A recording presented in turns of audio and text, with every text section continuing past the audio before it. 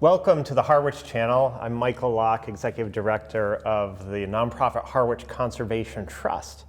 And here with us today is Eric Ford with the state's Division of Ecological Restoration. Eric, can you remind us of your role there at the DER, short for Division of Ecological Restoration? Sure. I am a senior project manager and ecological restoration specialist with our Cranberry Bog Restoration Program. I've been with DER for about 8 years, focusing mostly on freshwater wetland ecology issues and restoration. Excellent. And we're fortunate to be partnering with the Division of Ecological Restoration and the U.S. Fish and Wildlife Service and the town of Harwich, and most recently the nonprofit Harwich Fire Association, on this overall Cold Brook ecological restoration project. Can you tell us what led to the decision to embark on this eco-restoration vision for the Cold Brook wetlands? Sure. Well, let's take kind of a 10,000-foot view first, and then we'll narrow in, because you're aware of the history and could probably add your own little anecdotes. But what's really driving cranberry bog restoration in the Commonwealth is two things. One is the economics and ecology. So we have a situation where the cranberry bog industry in Massachusetts it's been struggling over the last couple decades now.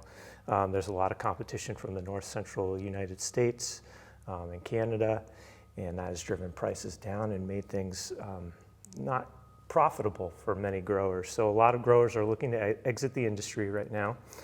What's unique about cranberry bog agriculture is that a lot of them are constructed on former wetlands.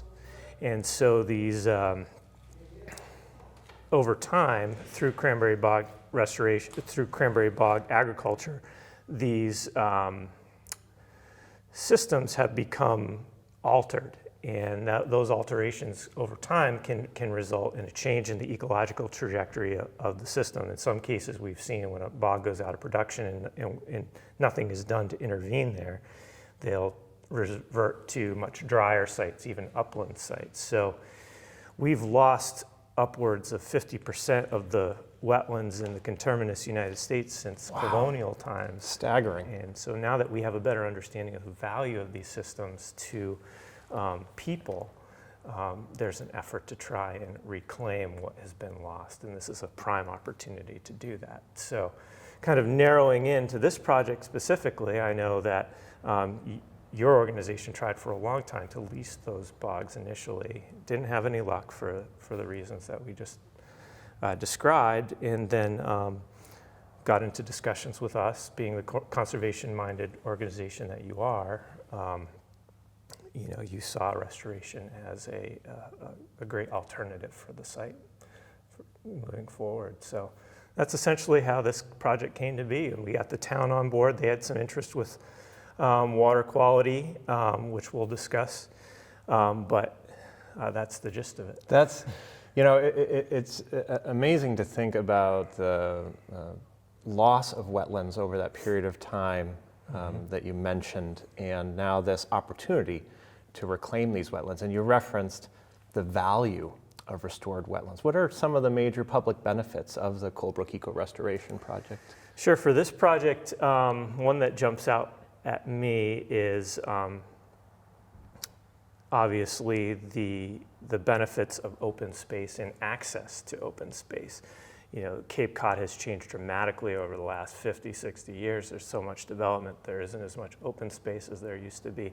Having areas like this that people can go to and immerse themselves into nature is great, and having improved access to those areas is even better. So that's something that jumps out to me. From an environmental standpoint, we have obviously the benefits to water quality. Wetlands are great at purifying water, reducing nutrient loading, reducing pollutant loading.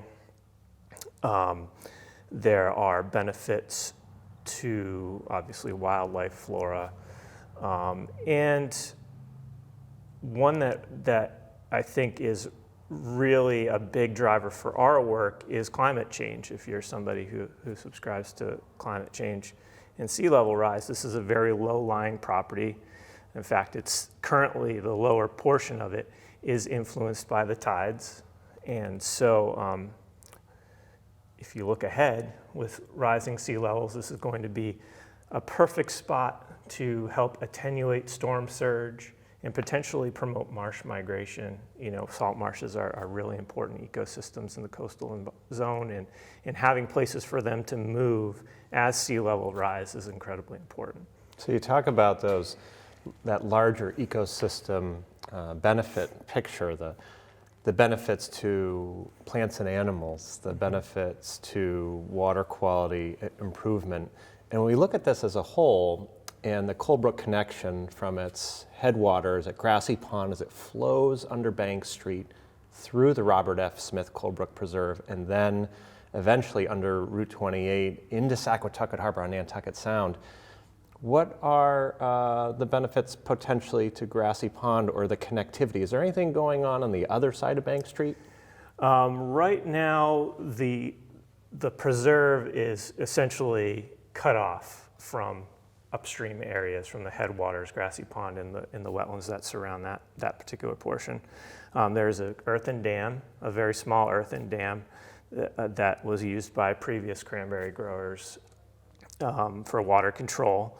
Right now, there is a group of individuals working on the visioning and feasibility of that upstream area. So hopefully down the line, we will have a fully connected system from headwaters to Saquatucket Harbor, which is really exciting to think about. That is exciting. And relative to the water quality enhancement aspects of this project, tell us about nitrogen reduction, also called nitrogen attenuation. What does that mean?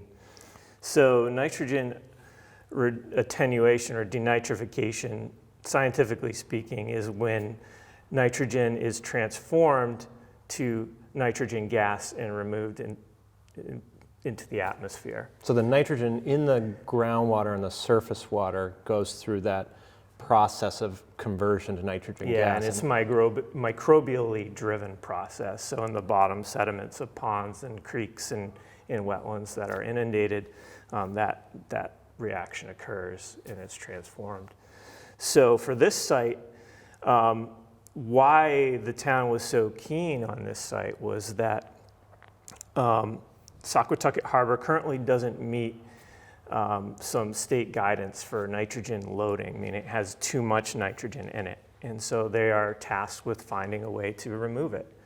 There are multiple ways to do that. One of the most common ways to do that is through sewering, taking that water and treating it before it's released back into our water courses.